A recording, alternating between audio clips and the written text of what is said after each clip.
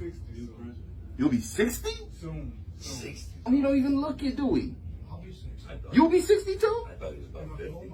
In October. I mean, I got a few years. I'll be 56. Oh. 56 this year. Okay, but you still, you knocking on that door to that 60. Bro, I'm closer to death than birth. But it's time for me to go fly. Okay. Well, you might live to be 97. Right? So you better plan for it.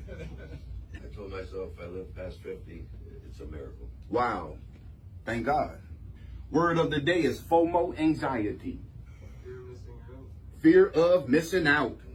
These are the type of people, man, they sitting around finna enjoy some popcorn, a good movie they've been wanting to watch. They're going to enjoy it and have a good time, but their friend call them up on the phone. Oh, it's ladies' night.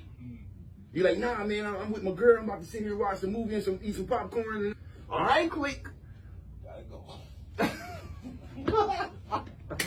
So now that dude, the whole time he with his girl or by himself, thinking about going out, thinking about whether should I done it, am I missing out? Am I missing out? A person who has a fear of missing out, that kind of anxiety, they don't want to miss nothing. They got to continually refresh their Facebook. Anxiety, a type of problematic attachment. A type of problematic attachment and is associated with a lack of sleep, emotional tension, anxiety, and a lack of emotional control. So that's why FOMO anxiety is so bad, because the results of it is terrible for your body and for your mind. Saying of the day, the law of familiarity says that when we get used to something, we begin to take it for granted. Familiarity breeds contempt. The more you get used to something, you start taking it for granted. A lot of people do that with their relationships. How many times when you met your woman, she was fine, looking good, always looking good. Now she just walk around the house, don't never get dressed up for you. Or you stop complimenting them. Or you stop complimenting her. I mean, with me personally, man, I don't expect a woman to walk around the house all made up, dressed up and all that other stuff, man. Put your head up in a bun, put a little thing over your head. We're at home. If you can't relax at the crib, Get you that. if she walking around looking like an Aunt Jemima, that's my Aunt Jemima. So she all right at home. Baby, you all right at home. I know how to read between the lines. For real. The bun thing or whatever that is, yeah, you'll get it with that on your head. I don't care nothing about it. It don't mean nothing. They don't stop no roll. This talk is for educational purposes only and is not a substitute for professional advice, treatment, guidance, or diagnosis. If you or someone you know is experiencing a mental health crisis, substance use and abuse, or suicidal thoughts, dial 988. 988 is available 24/7 nationwide and staffed by trained crisis counselors who are just a text or a call away. 6 reasons why being alone is good for you. If you can be satisfied and happy just spending time with yourself, you avoid massive fear of missing out anxiety. They don't care nothing about the club. They don't care nothing about missing out. The more you try to talk them into going, the more they don't want to go. The more you talk about it, the more you're going to turn them off from it. Nah, you got to go. That's the last thing you want to say to the person who is opposite of that. You got to go to this. Now they really not going.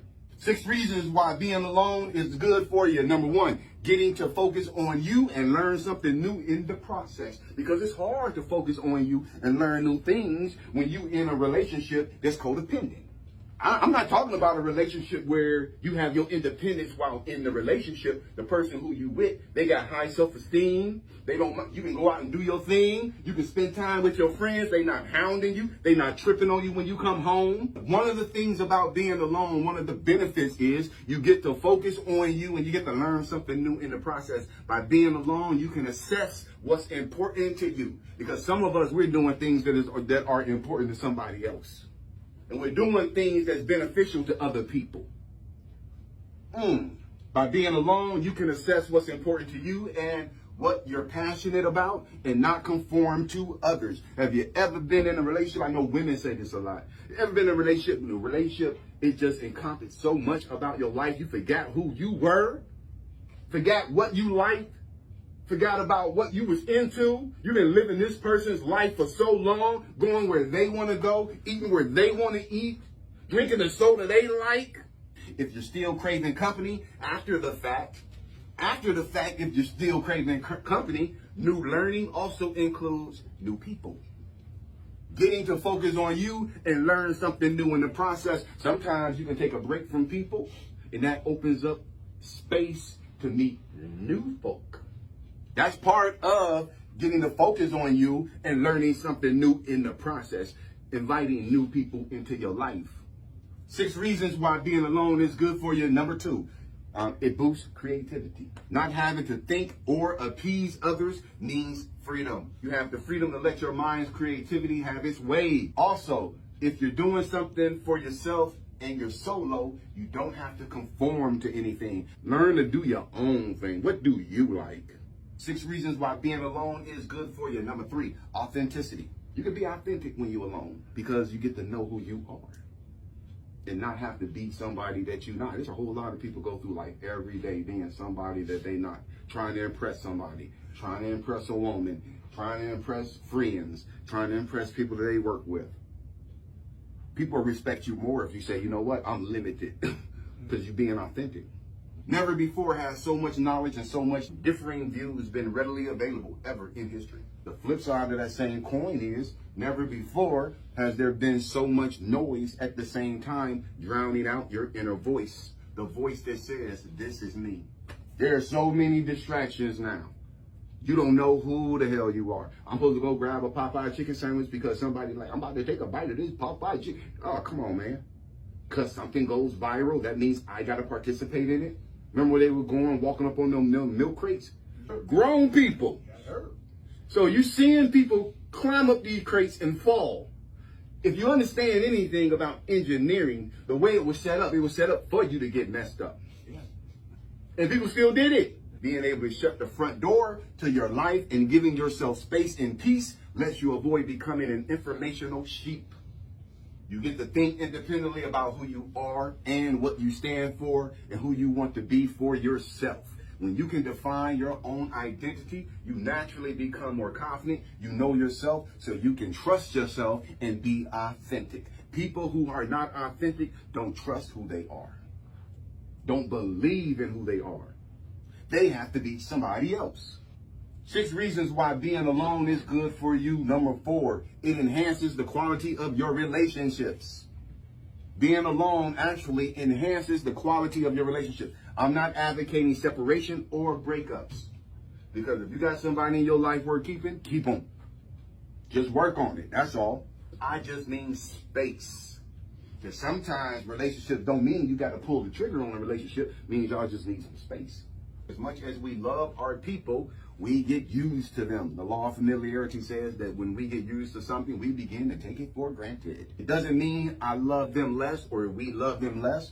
Just they become part of our norm. Nothing stays new forever. When you take time from the relationship to care for yourself, you take a break from the norm. Solo time lets you reaffirm your own value, what you bring to the relationship, while at the same time increasing understanding and value in others. It's like refreshing your news feed on Facebook, but what you're doing is refreshing the relationship as a whole. So when the relationship gets dull and stale, sometimes y'all take a break from each other, and that can kind of refresh the relationship, because now I take a break from my relationship and I'm doing everything on my own. Now I can start appreciating what that person was doing for me. Now I can notice what they really was doing that was going unnoticed now, because now I got to do it. Or the flip side of that coin is going to be, you know what? I don't have to go back to that situation. I can actually take care of all of this on my own. It's taking more energy out of me to be in that. But either way, being alone is how you're going to figure that out, not staying in it. Not saying you need to run from it, man, but taking time away can help you either realize what you lost or get you to understand that you needed to lose it. 6 reasons why being alone is good for you. Number 5, it improves your mental well-being. Because it says something about you that when you can't be by yourself. Is it about yourself that you don't like? Experiencing solitude and finding comfort in it improves stress management, increases life satisfaction, and enables focused attention, which improves recall and retention of information. All of this, in short, allows you to get a grip on your life so you don't feel lost, hopeless, or compelled to do something unwise out of desperation. 6 reasons why being alone is good for you. And the final one, number 6, you can make sure that the cake is not a lie. You ever gone somewhere, man, where they got this little glass thing with a bunch of cakes and pies and other stuff that looks good, it's all glistening? And you're like, yeah, I might order me some cheesecake. Oh, that's a nice little strawberry cake over there. Looks so good. And none of those cakes are real. They're all plastic. They look good, but they plastic. And when you order that rendition of that cake, yours don't look like that. Yeah. Come on now. The Whoppers don't look like they look when you actually get it. Make it look bigger. Yeah. Mm-hmm. But that's the same thing with life. Thank you, Lord. Remember in the Bible when Jesus was hungry? Where my Bible here is at? Yeah. All right. So Jesus was hungry. He looked in the distance and there was a fig tree. Looked beautiful. Lush. Can you imagine being hungry? And you see it in the distance and you like, the closer I get to it, I'm getting closer to refilling myself, refreshing myself. So it sticks. Yeah. And then when Jesus walked up on it, it didn't have no fruit. It looked good, but it didn't offer nothing. And then he touched it and cursed it. It says something about you if you only look good, but you don't offer nothing. What about the music that we listen to? What about the TV that we watch? That we say is good. We saying that it's good. Oh man, you ain't seen Power? You haven't seen this? You haven't seen that? Keep going to sleep after watching them damn shows.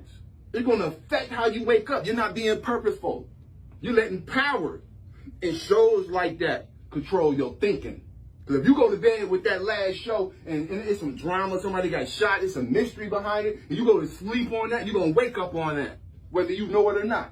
Life is more important than looking good.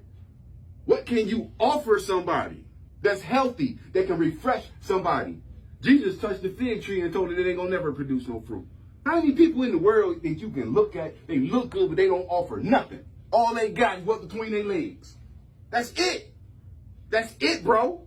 And somewhere in their life, they realized there was some value in that.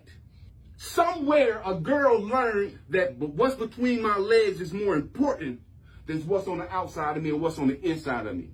Somewhere a young boy learned what's between my legs is more important than me. And it ain't about that, man. It's about what you can offer to somebody else, not what you can get out of them. You can make sure that the cake is not a lie. Do you have a cake in your life that's plastic? It look good, but you can't eat it. You can't refresh yourself. Being happy with someone is good, but giving someone the impossible responsibility for your happiness is a lose-lose situation. It's forcing this person to become an extension of you, and no person is an extension of you, not even your children. You can't make your relationship an extension of you, because now my relationship is a tool. Am I right? Why would we need an extension to anything other than making a tool? Okay, I'm trying to get behind this shed because I dropped my shears back there, but I can't reach it, so I go and get a stick. I try to get it with the stick, but the stick ain't long enough. So I add an extension to the stick. And you're bleeding off your power and giving it to them. You know what you need when you make your own happy cake. I don't have to go to the store and see that little plastic one in there, because spending time by myself, I make my own cake. And I know my cake real. I can't speak for nobody else, because a lot of times you ain't going to realize that that cake is phony until you get to know them. And you try to take a bite. But one thing you can be sure of is when you make your own cake, when you can produce your own happiness, you can produce your own self-esteem, you encourage yourself, you lift yourself up. When you feeling down, you ain't walking around sad, waiting for somebody to say why you sad. You like, why are you sad? You saying it to yourself. That's one cake you can be sure of. Regardless of how outside influences turn out, you still have your cake. Regardless if somebody betray you, regardless if somebody lied to you, regardless of what they do, I still got my self-esteem. And yeah, you can have high self-esteem and break up with somebody or end a relationship and still feel bad, but you ain't gonna crash like somebody with low self-esteem, because somebody with low self-esteem will go back and beg their abuser to come back. They will beg their abuser to come back. And then the abuser will be like, yeah, and when I come back, you're gonna do what I say. Okay. No one dictates how you feel, and no one owns you. If you're not used to being alone, it can feel a little unnerving. If so, ask yourself. If you feel uncomfortable being alone, you need to ask yourself, I'm with me. Why do I feel uncomfortable? You need to ask yourself, I'm with me. Why do I feel uncomfortable? Is it because you look good and you ain't got no fruit? Is this the first time you haven't had to cater to others? Because sometimes people don't feel comfortable if they don't have somebody in front of them telling them to jump through hoops and do backflips. Because some of us got trained as little kids. To get attention and to get a love, it was transactional. You had to do something good. So somebody trained some of us when we were really little kids that we had to jump through hoops and do backflips to get love. And then we go into relationships with the same mentality, thinking that I got to jump through backflips and jump through hoops to get love from this person. I got to be doing something for them. But the best relationships are you just exist. You don't have to do nothing for them. The fact that they in your presence and around you is good enough. If you're not used to being alone, it can feel a little unnerving. If so, ask yourself, I'm with me. Why do I feel uncomfortable? Is this the first time you haven't had to cater to others and you don't know how to cater to yourself? First time you had to cater to yourself and now you feel uncomfortable? I hate doing stuff for me. I don't know what to do. Oh man, if you don't know how to do something for you, how can you know how to do something for somebody else? Do you tend to fear the unknown? Maybe you're not as happy with yourself as you think you are. This is a sign you need to get to know you. And for those who are already comfortable alone, for all my people in this room, for those of you who are already comfortable alone, be encouraged and revel in your wisdom. Be encouraged. You're not missing out. And don't let nobody trick you into that. That's a ploy to get you to follow everybody else and become a sheeple. Stay independent. You're not missing out. Don't have a fear of missing out, anxiety, FOMO. You are the master of your fate. If you enjoy being alone in your own company and you feel good like that, you are the captain of your own soul, and I salute you. Amen. Because you got more than half the battle already won. Because today, life is a struggle between figuring out who I really am and not becoming a sheeple.